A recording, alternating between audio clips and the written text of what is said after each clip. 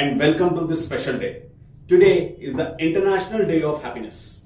As Soul Wellness, we have always maintained that mental health is about 5 adjectives: sadness, loneliness, stress that we need to take down, and happiness and peace of mind that we need to take up. Happiness in all of that has an extremely special meaning. That is really the quest of life for everybody around, looking for happiness.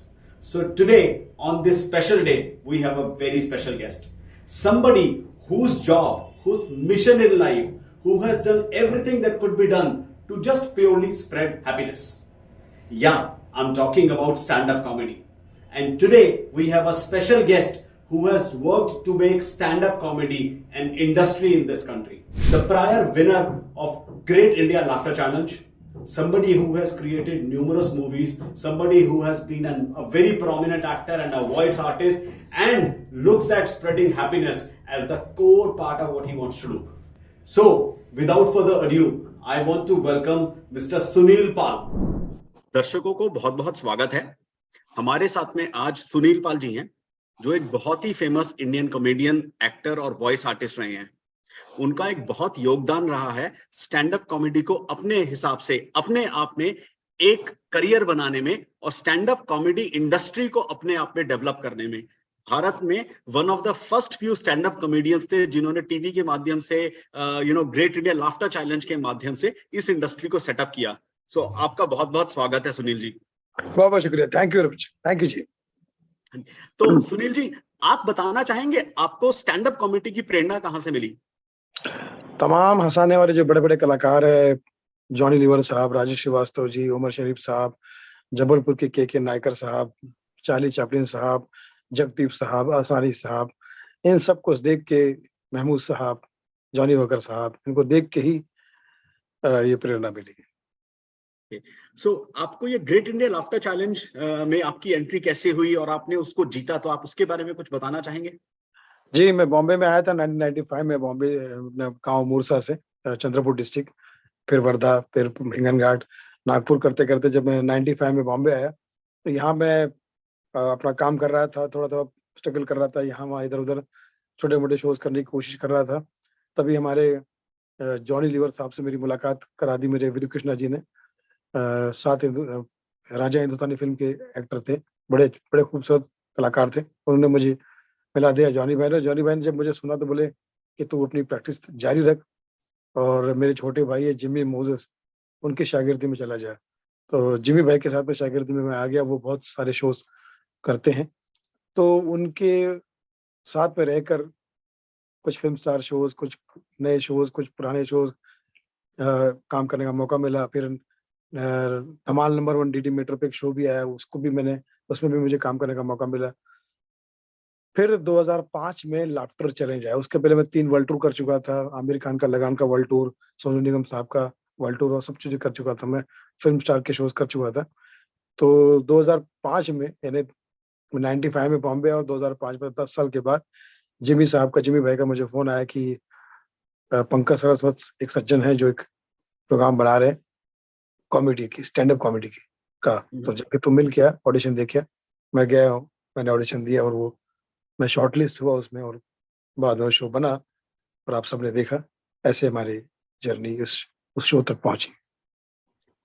उस समय के stand up comedy को देखते हुए और industry को देखते हुए और आज देखते हुए आपको क्या सबसे ज्यादा फर्क लगता है? देखिए, डेफिनेटली फर्क तो आना ही है, क्योंकि जो 17 साल पहले की बात अगर हम कर रहे हैं, तो उस वक्त वो अगर 1 साल का कोई बच्चा होगा तो वो आज वो बालिग हो चुका है ना। तो मुझे लगता है कि उस वक्त की समझ और आज की समझ में उसका फर्क तो आएगा। तो चेंज के हिसाब से, समय के हिसाब से, पहले सोशल मीडिया नहीं था, पहले मल्टीप्लेक्सेस नहीं थे, शॉपिंग मॉल नहीं था, मेट्रोज नहीं थी उस वक्त जब हमने शुरुआत की थी। अब ये सारी चीजें हुई, तो अभी लोगों के विचार, लोगों की सोचने की का एक अलग ढंग हो गया है। लोग मेट्रो से सफर करते हैं, लोग फ्लाइट से सफर करते हैं। लोगों को समझ ज्यादा सोशल मीडिया के जरिए देश और दुनिया से बहुत कनेक्ट हो गए। वो पहले लोग जॉब करने के लिए आउट ऑफ इंडिया जाते थे, अब जाने की जरूरत नहीं है। अब यहाँ बैठे बैठे आप अमेरिका की नौकरी कर सकते हैं। इतना आपके पास में पोटेंशियल है और इतना सारी चीजें हैं। तो चेंज तो आया, लेकिन अच्छे लेवल का चेंज हमेशा ही आना चाहिए। और बुरे लेवल का चेंज जो होता है वो तो खैर ना हो, तब किसी काम का था, ना आज किसी काम का, ना आगे किसी काम का होगा। तो हम्म। बुरे काम का बुरा नतीजा क्यों भाई चाचा, हाँ भतीजा, ये वाला काम तो हमेशा चलता रहेगा। लेकिन जो अच्छा काम करेगा उसकी जय जयकार हमेशा होती रहेगी, चाहे युग कोई भी हो या दौर कोई भी हो। हमेशा से ये माना गया है कि स्टैंड अप कॉमेडी अपने आप में एक बहुत नोबल प्रोफेशन है, क्योंकि लोगों को खुशी मिलती है, लोगों को हंसाता है, लोगों की जिंदगी में कुछ नया आनंद, कुछ नया लेके आता है। आप जी, उसके बारे में क्या कहना चाहेंगे? स्टैंड अप कॉमेडी बहुत बहुत कह सकते कि मुश्किल और बहुत इंटरेस्टिंग ये प्रथा है, प्रोफेशन है। एक माइक पकड़ के आप दुनिया का कुछ भी नॉलेज ह्यूमर के ज़रिए, सटायर के ज़रिए पूरी दुनिया को दे सकते हो। चाहे आपकी आपके सामने 4 लोग बैठे हो, 4000 बैठे हो, 400 बैठे हो या 4 लाख लोग बैठे या 4 करोड़ लोग बैठे हों। अगर आपके पास में होल्ड करने की शक्ति है और आपके पास में समझ है, तो आप किसी भी विषय पे, जैसे आप अब अगर आप दवा की मेडिकल की बात करेंगे, मेडिसिन की बात करेंगे, तो उसके बारे में अगर मेरे पास में बहुत सारी नॉलेज है, तो मैं 1 घंटे तक ह्यूमरस मेडिकल की ही बातें करूँगा, दवाइयों की ही बातें करूँगा, डॉक्टर्स की ही बातें करूँगा। अगर मेरे पास में म्यूज़िक का नॉलेज, तो मैं म्यूज़िक की ही डेढ़ 2 घंटे आराम से बात कर सकता हूँ, लोगों को इंटरेस्ट। लेकिन वो मेरे मेहनत, मेरी स्टडी और मेरे प्रैक्टिस पर है कि मैं कितना प्रैक्टिस कर सकता हूँ। तो मुझे ऐसा लगता है कि ये जो स्टैंड अप कॉमेडी की कला है, ये बहुत ही खूबसूरत और बहुत ही प्यारी और बहुत ही ग्लैमरस कला है।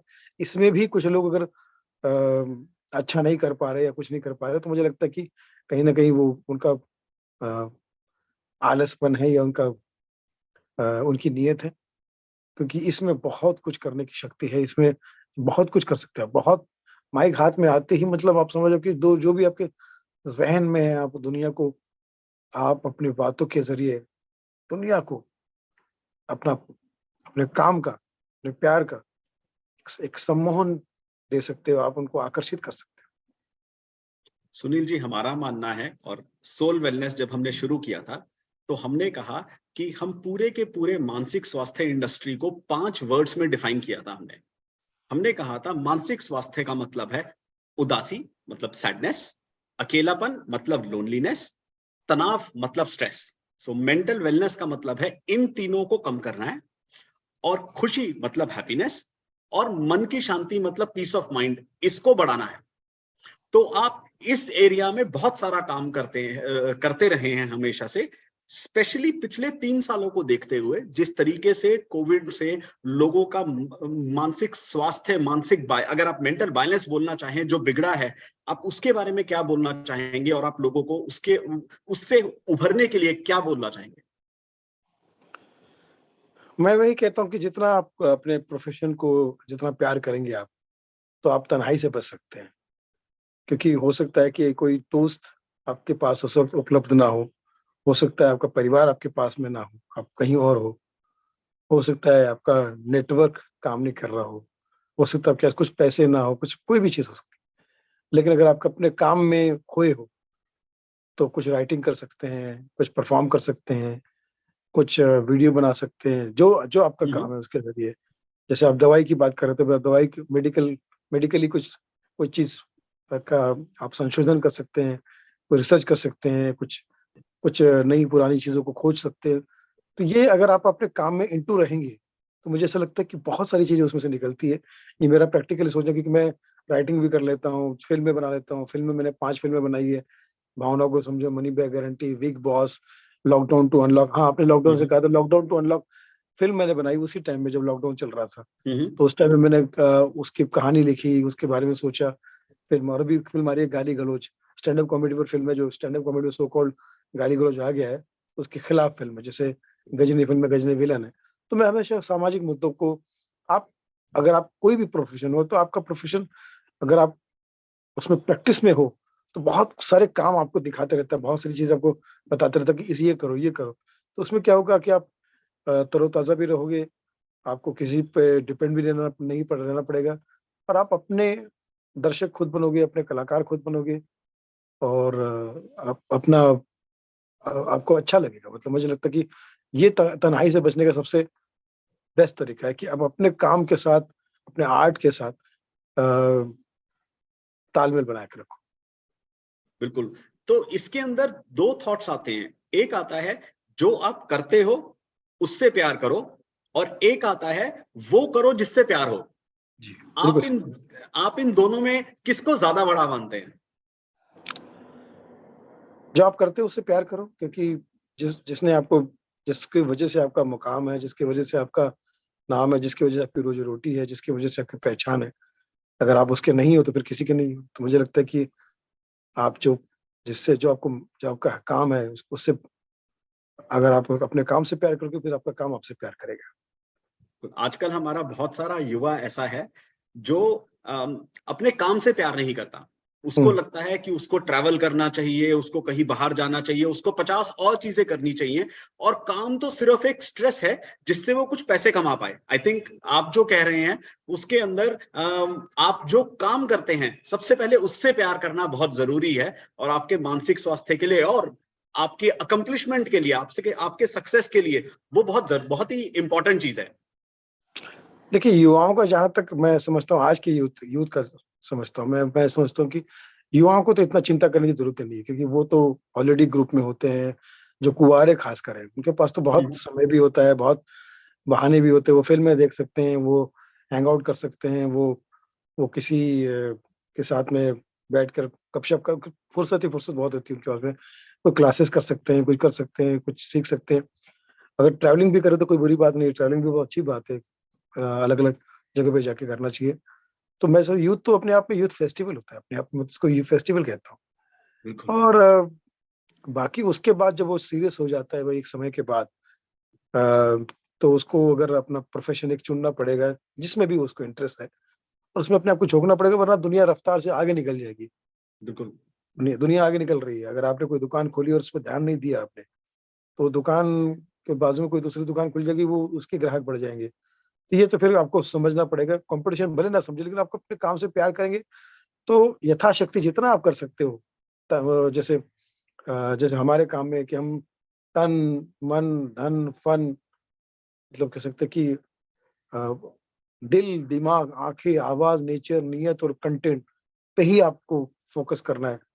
दिल, दिमाग, आँखें, आवाज़, नेचर, नियत और कंटेंट पे काम करना है। तो मुझे लगता है कि ये आजकल के युवा जो है वो मेरे ख़्याल से बहुत ज़्यादा जागरूक हैं और अच्छा काम कर रहे हैं। बाकी 20% जो बिगड़े हुए युवा हैं, वो तो मेरे ख़्याल से उनमें उनके माता-पिता की कमाई का कसूर हो सकता है। क्योंकि आप देखते हैं आजकल सो कॉल्ड बहुत सारे नेता हैं, बहुत सारे मैक्सिमम पुलिस वाले हैं, या कोई डॉक्टर्स है, या कोई ऐसे हैं जिनका काम समाज सेवा है। वो समाज की सेवा नहीं कर रहे हैं, समाज से अपनी सेवा ले रहे हैं। तो अगर ऐसा करते हैं तो कहीं न कहीं जैसी करनी वैसी भरनी वाला हिसाब-किताब हो सकता है। लेकिन मैं तो सबके लिए प्रार्थना करता हूँ कि भगवान सबको सद्बुद्धि दे और सबका अच्छा करे। सभी ऐसे नहीं है, लेकिन 80-20% हर प्रांत में, हर जगह पे ऐसा पाया जाता है। आपके मेडिकल में भी पाया जाता है। बिल्कुल। सो सुनील जी, ये माना गया है कि जो स्टैंड अप कॉमेडियंस होते हैं, हर हुँ, किसी को खुशी फैलाते हैं, हर किसी के लिए, हर किसी को हँसाते हैं, मगर हुँ। वो खुद अपनी ज़िंदगी में मेंटल वेलनेस से रिलेटेड या मानसिक स्वास्थ्य से रिलेटेड या दुःख से या अकेलापन से रिलेटेड बहुत स्ट्रगल भी करते हैं। आप उसके बारे में अपना कोई पर्सनल एक्सपीरियंस है या आपके किसी जानने वाले का कोई एक्सपीरियंस शेयर करना चाहेंगे? क्या पूछा आपने? सॉरी, क्या बोला आपने? ये माना गया है कि जो स्टैंड अप कॉमेडियंस होते हैं, जो हमेशा सबको हँसाते हैं, हमेशा सबको खुशी देते हैं, वो अपनी ज़िंदगी में कई बारी अकेलेपन से, कई बारी हुँ, उदासी से, हुँ। कई बारी तनाव से गुज़रते हैं, और हमने कुछ I mean famous, I mean I am not going to name specific, but हमने बहुत सारे लोग देखे हैं जिनको ये ट्रबल रहा है पिछले कुछ सालों में। पहली आप बात तो अपना ये कोई पर्सनल या किसी अपने पहली जानने वाले का कोई ऐसा एक्सपीरियंस शेयर करना चाहेंगे? स्टैंड अप कॉमेडी जो है, वो पहली बात तो ये है कि वो वन मैन आर्मी है। हम जब स्टेज पे जाते हैं तो हम अपने रिस्पॉन्स के, या ना मिलने वाले रिस्पॉन्स, सभी की रिस्पॉन्सिबल हम ही होते हैं। अगर पब्लिक हँस रही है तो उसमें भी हमारी वाहवाही है, और नहीं हँस रही तो उसमें भी हमारे हमारी वजह से ही हमारी कोई प्रॉब्लम है, हमने ठीक से ध्यान नहीं दिया। तो वो उसकी वजह से मुझे लगता है कि 24 घंटे मैं अगर अपनी बात करूँ, या हमारे ग्रेट जॉनी लीवर जी की बात करूँ, या कपिल शर्मा की बात करूँ, इतना कंटेंट रोज़ाना देना होता है कि वो आप 1% भी अपने आप को अगर थोड़ा-सा साइड में कर लेंगे तो आप कि ट्रैक से गाड़ी हट जाएगी। आपको बिल्कुल। ध्यान 24 घंटे लगा रहना पड़ता है, मतलब सोचते रहना पड़ता है, करते रहना पड़ता है। बिल्कुल। और ऐसे में कुछ लोग जो जैसे अगर आप मेंटली, हाँ, तो वही हो जाता है कि अगर आप थोड़ा-सा ही साइड में हट जाते हैं, तो फिर दौर आगे बढ़ जाता है, कुछ चीज़ें आगे बढ़ जाती हैं, कुछ आपका कम हो जाता है। तो वो जो एक क्रिएटिव आदमी है उसको थोड़ा-सा मेंटली डिस्टर्ब करता है। तो मुझे ऐसा लगता है कि ये सबके साथ में होता होगा। मैं तो ये नहीं कहता कि 24 घंटे आप लगे रहो, लेकिन फिर उसके लिए भी तैयार रहो कि यार ये होता ही है आगे-पीछे। भई जैसे हम जब नए-नए आए थे तो स्टैंड अप कॉमेडी में हम ही लोग थे, ठीक है? 3-4 हम्म, लोग थे। मैं हम्म, था, राजू श्रीवास्तव जी थे, एहसान कुरैशी थे, नवीन प्रभाकर थे, पराग कंसारा थे और भगवंत मान जी थे, ठीक है? बिल्कुल। तो उसमें भगवंत मान जी का ये हुआ कि भगवंत मान जी ने कॉमेडी में अपना करियर शुरू ज़रूर किया और बहुत ऊपर तक गए वो कॉमेडी में। हम्म, लेकिन फिर बाद में उनको शायद जैसे आपने कहा ना कि मज़ा नहीं आ रहा था, कुछ समझ में नहीं आ रहा था उनको, तो उन्होंने स्टैंड अप कॉमेडी बंद कर दी और धीरे-धीरे अपने आप में रहने लगे, कुछ करने लगे, कुछ खोजने लगे क्या करना है, क्या नहीं करना है। तो फिर उनको पॉलिटिक्स में, डायरेक्ट पॉलिटिक्स नहीं, मैं कह सकता हूँ कि वो एक उसमें आए थे कि भैया चलो कुछ लोगों के साथ में रह के कुछ किया जाए। हम्म, फिर वहाँ से उनको सक्सेस मिलती गई और आज देखिए अगर स्टैंड अप कॉमेडी में होते तो शायद उतना बड़ा मुकाम और इतना बड़ा नाम ना होता उनका। आज पूरे बिल्कुल। पंजाब के सीएम बने हैं। बिल्कुल। ये देखिए, बिल्कुल। ये होता है कि कभी-कभी क्या होता है कि कुछ चीज़ें आपको डिस्टर्ब करती है और आप उसमें अगर आगे भी जब आराम से फैसला करते हैं कि इसको करना क्या है, कैसे करना है, तो हो सकता है आपको सही रास्ता भी मिल जाए। तो और उतार-चढ़ाव, आगे-पीछे रैंकिंग तो होता रहेगा। आज मैं आगे हूँ तो कल कोई और आगे है, कल कोई और आगे है तो परसों कोई और आगे है। राजेश खन्ना साहब का शेर है ना कि इज़्ज़त-ए-शोहरत दुनिया में कुछ रहता नहीं, आज मैं हूँ जहाँ कहीं कोई और था, आज ये भी एक दौर है, वो भी एक दौर था। तो बिल्कुल। होता है। बिल्कुल जी, बहुत खूब। तो आपको भी, आई एम श्योर आपके साथ भी ऐसा बहुत बारी हुआ होगा कि आप किसी ऑडियंस में, even if you are such a good stand up comedian, but I am sure ऐसा हुआ होगा कि कभी दर्शकों से जो आप अपेक्षा करते हैं वैसा रिस्पॉन्स नहीं मिला होगा। तो आप उसको, उस तनाव को, उस स्ट्रेस को, उसको कैसे डील करते हैं? मेरा तो ऐसा मानना है कि अगर आप महीने में 10 शोज़ कर रहे हैं, तो एक आध शो तो आपका फ्लॉप होना चाहिए, जानबूझ के होना चाहिए क्योंकि फिर आपका दिमाग सही रहता है। बिल्कुल। 10 के 10 शो अगर आपके अच्छे हो गए ना, तो फिर क्या आप अपने कंट्रोल से बाहर हो जाते हैं। बिल्कुल। तालियों का नशा, इसका नशा कि भाई एक आध शो अगर उतार-चढ़ाव हो जाता है ना, तो फिर उस रात हम्म, को नींद नहीं आती। फिर वहाँ हम रिकलेक्ट करते हैं या सोचते हैं कि यार कहाँ गड़बड़ होगी, क्या होगी? वो जो चीज़ है ना, वो फिर हमारी कह सकते हैं कि वो हमारी क्लास है, वो हमारा दवाई है वो हमारी कि भई फिर रात रात भर नींद नहीं आएगी फिर। तो फिर दूसरे दिन फिर हम अच्छा शो करते हैं तो अच्छा लगता है, फिर दूसरे दिन और अच्छा शो होता है। तो ये एक आध शो गड़बड़ होने से बहुत फ़ायदा होता है। तो मुझे मुझे लगता है कि कभी अगर कुछ गड़बड़ हो जाए तो ये मत सोचना कि आपको कोई नुकसान हुआ, वो आपके फ़ायदे के लिए ही होता है, अच्छे के लिए ही होता है। बिल्कुल। आप अपने खुद के मानसिक स्वास्थ्य की का ध्यान कैसे रखते हैं? देखिए, झूठ तो नहीं बोलूँगा, कलाकार लोगों को मानसिक स्वास्थ्य का ध्यान रखना और खाने-पीने का ध्यान रखना और रूटीन को बनाना बहुत मुश्किल काम है। हम्म, क्योंकि ये काम ही ऐसा है कि इसमें कोई 2+2 4 नहीं होता है, ठीक है? बिल्कुल। यहाँ आपको जब आप दुनिया सो रही है तो हमको ट्रैवलिंग करनी पड़ सकती है, बिल्कुल। ठीक है? रात को हम लोग ट्रैवलिंग कर रहे हैं, सुबह-सुबह 5 बजे की फ्लाइट पकड़नी है तो कहीं रात को 2 बजे निकलना है कहीं से, खाना खा के या कुछ भी करके, ठीक है? या खाना मिला, नहीं मिला, हम्म, वहाँ से निकलना है, जंगल के रास्ते से निकलना है, कहीं फ्लाइट पकड़नी है तो घर से निकलना है 3 बजे, फिर कहीं बाय रोड जाना है, फिर कहीं किसी होटल में जाना है, फिर वहाँ पानी चेंज होता है, क्या होता है, फिर वहाँ पीछे शो मालूम पड़ा जब नींद आ रही तब शो का टाइम है आपका। समझो अगर अब आप 5 बजे पहुँचे, 4 बजे पहुँचे, थोड़ा 1 घंटा सोने की बात कर रहे हैं, तो कुछ फ़ोटो खिंचवाने वाले आ गए, कुछ मीडिया वाले आ गए, कुछ ऐसा आ गए। हम्म, शूटिंग शूटिंग में भी यही होता है कि आप शूटिंग में पहुँचे, सुबह 9 बजे का कॉल टाइम है तो आपको 8 बजे पहुँचना पड़ता है। अगर मेकअप बहुत तगड़ा है तो 7 बजे पहुँचना पड़ता है। फिर आजकल शूटिंग में शिफ्टिंग का तो मामला होता है, शिफ्ट का होता है, लेकिन दोस्ती यारी में लोग बोलते हैं 2-3 घंटा आगे काम करवा लेते हैं। 7 बजे बुलाकर मालूम पड़ा दोस्त रात को 10 बजे छोड़ रहे हैं। कुछ आप दोस्ती यारी में कर भी लेते हैं। तो ये सब क्योंकि अ, अगर आप लोग कहते हैं ना कि प्यार-मोहब्बत से रहो, दोस्ती यारी से रहो, तो उसका भुगतान भी करना पड़ता है, ठीक है ना? बिल्कुल। लाइव शो में जब पीके पीछे बैक स्टेज होता है, उसमें बैक स्टेज जो कलाकार की तैयारी के लिए होता है, वो ऑलरेडी ऑडियंस के रिश्तेदार बैठ रहते हैं, ठीक है, ओके। जो एक ही आदमी 50-50 फोटो लेता है, ठीक है, जरा घूम के आएगा, फिर किसी को लाएगा, उसके साथ भी फोटो खिंचवाएगा। तो आपका जो सोचने का टाइम है, समझने का टाइम है, आराम करने का टाइम है, स्टेज पे जाने का टाइम है, वो पूरा कहीं न कहीं आपसे छीन लिया जाता है या कर दिया जाता है। ये सब चीज़ें नेचुरल है, लेकिन इसको सुधार किया जा सकता है। फिर इसी के शिकार सफोकेशन होता है, फिर इसमें स्ट्रेस होता है, इसमें फिर चीज़ें होती है। तो ये हमारे हाथ में नहीं होता। ये हम पार्टी को बता दें तो पार्टी सोचती है कि यार एटीट्यूड दिखा रहे हो, ठीक है? एटीट्यूड बिल्कुल, कई बार बिल्कुल। गाड़ियाँ बहुत खराब गाड़ियाँ भेज देते हैं। एक छोटी-सी गाड़ी में 3 लोग बैठे आ जाएँगे। जैसे अब छोटी गाड़ी जो होती है ना, जो बिल्कुल। मान लीजिए अभी छोटी गाड़ी कौन-सी चल रही है जो लेटेस्ट में? अ, i10। i10 समझ लीजिए। नहीं, i10 तो अभी पुरानी हो गई और भी अभी चल रही है। एनीवेज़, तो छोटी जो गाड़ी होती है ना, एकदम छोटी गाड़ी जो माचिस की डिब्बी वाली होती है, उसमें ऑलरेडी मोटे-मोटे 3 लोग बैठे आते हैं आपको लेने के लिए, रिसीव करने के लिए एयरपोर्ट में। जाना कहाँ है आपको? दिल्ली से कहीं जाना है, ठीक है? श्योर। 5-6 घंटे का रास्ता है हम्म। और आप एयरपोर्ट से बाहर निकल के ठंड के सीज़न में आपका उनका वेट भी कर रहे हैं। कहाँ हो भाई? अरे पहुँच रहे हैं, कहाँ हो भाई? पहुँच रहे हैं। वो अपने रिहायशी के साथ पहुँचेंगे, आपको पता चलेगा कि आगे की सीट पे ड्राइवर है, बाजू की सीट में कोई मोटा बैठा है और पीछे एक और मोटा बैठा है और आपके बाजू आपको बैठना है और अभी तीनों गुटखे खाने वाले हैं। फ़ोन पे बात किए जा रहे हैं, थूक रहे हैं, इधर दरवाज़ा खोल के थूक रहे हैं, उधर खोल के करोड़ों की बात कर रहे हैं। तो आपका स्ट्रेस बढ़ता जा रहा है कि यार ये बातें इतनी बड़ी-बड़ी कर रहे हैं और गाड़ी इतनी छोटी लाई इन्होंने, ठीक है? ओके। फिर ये, फिर वो करते-करते तो ये एक मानसिक तनाव जो है ना, वो कलाकारों का इस सामने वाले की वज़ह से आता है। जबकि हम लोग रिक्वेस्ट करते हैं, भाई काम करो, कोई भी गाड़ी भेजो, भले छोटी भेजो, लेकिन तन्हा भेजना, अकेले भेजना, क्योंकि थोड़ा आराम कर सकते हैं, बिल्कुल, रिलैक्सेशन हो सकता है।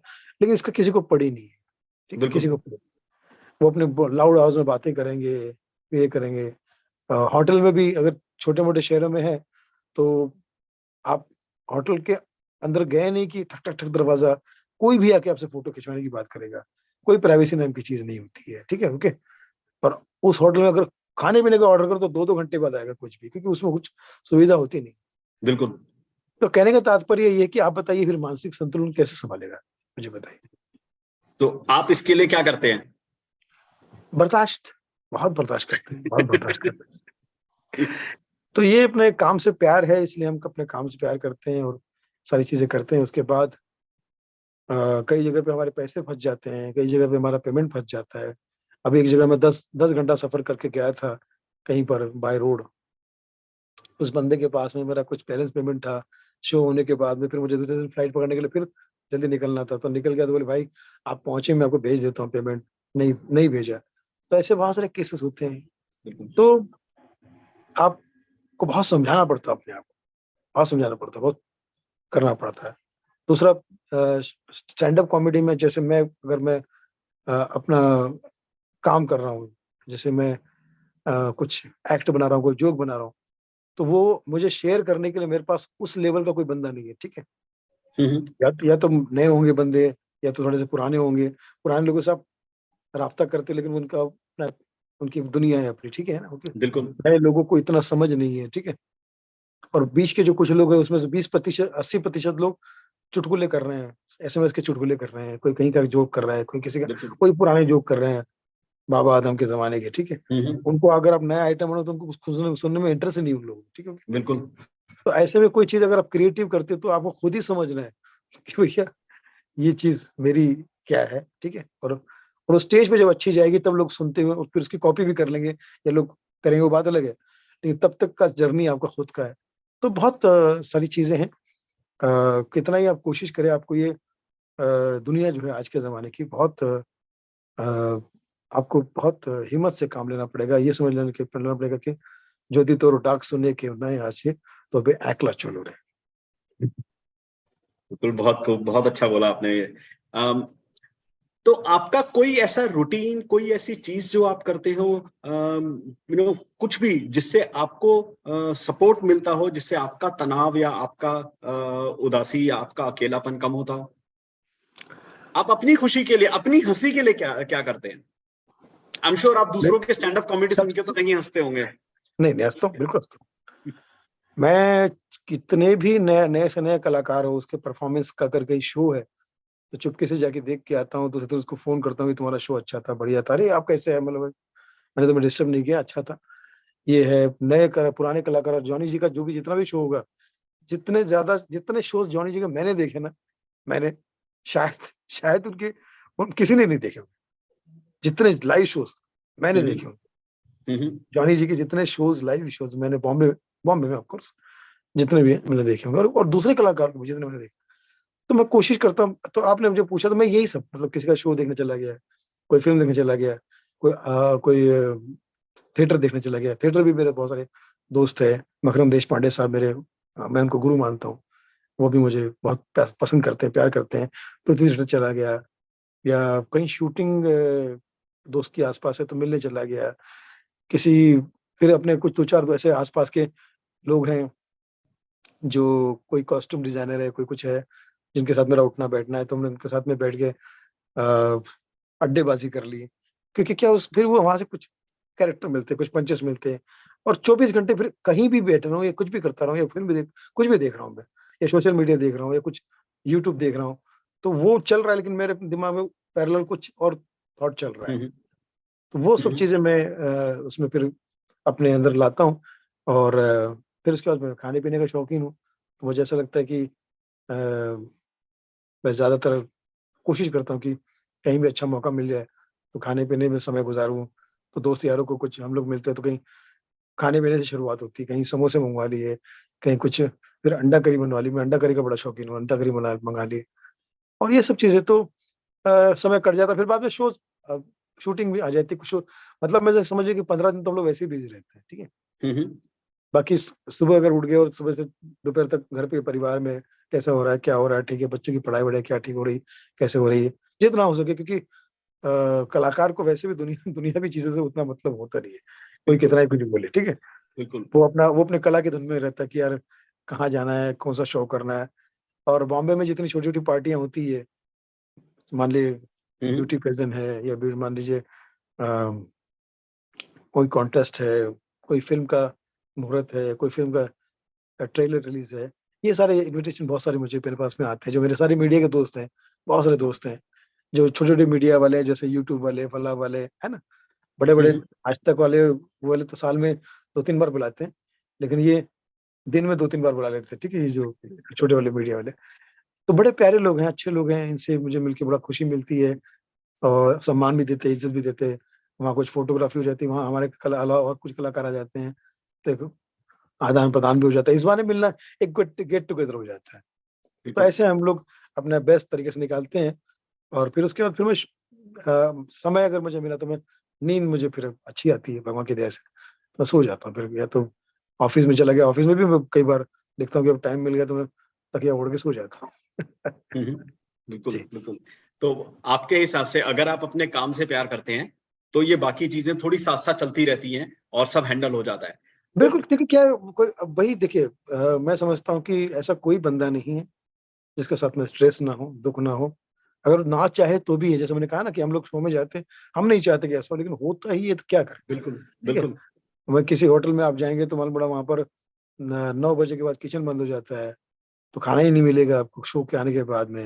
हुँ, अच्छा वो बेचारे इतने अनप्रोफेशनल लोग होते हैं, उनको इससे लेना-देना नहीं कोई सुनील पाल बॉम्बे से आया कुछ, वो उसी तरह से कुर्ता पैजामा पहन के आएँगे बनियान पहन के आएँगे और मतलब ऐसा ना कि अगर उनको बोले कि दरवाज़े पे डीएनडी लगाओ तो दही हंडी रख के जाते हैं, ठीक है, ओके।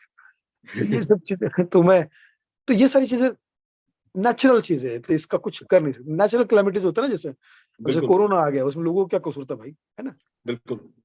या कोई तब बाढ़ आ जाती कुछ तो आपके ना मतलब ना कि आपके ना चाहते हुए भी, आपका कसूर ना होते हुए भी मौसम आपके विपरीत होता ही रहेगा। इसको आपको फिर सँभालना पड़ेगा क्योंकि ये फिर नहीं तो आपके पास कोई ऑप्शन नहीं। बिल्कुल। तो अभी के लिए जैसे लोग कोरोना से उभर रहे हैं और बहुत सारे लोग तनाव से, अकेलेपन से या उदासी से डील कर रहे हैं, आप उनके लिए आखिरी में क्या मैसेज देना चाहेंगे?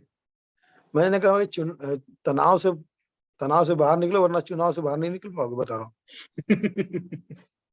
तनाव तनाव तो तुम्हें बख्श देगा लेकिन चुनाव नहीं बख्शेगा। बिल्कुल, उम्मीदवार जो है आपकी उम्मीद पे ऐसा वार करेगा कि सोमवार, मंगलवार, बुधवार, गुरुवार सब भूल जाओगे उम्मीदवार के होते हुए। तो मुझे ऐसा लगता है कि तनाव को समझो, वो आपको इतना तकलीफ नहीं देगा।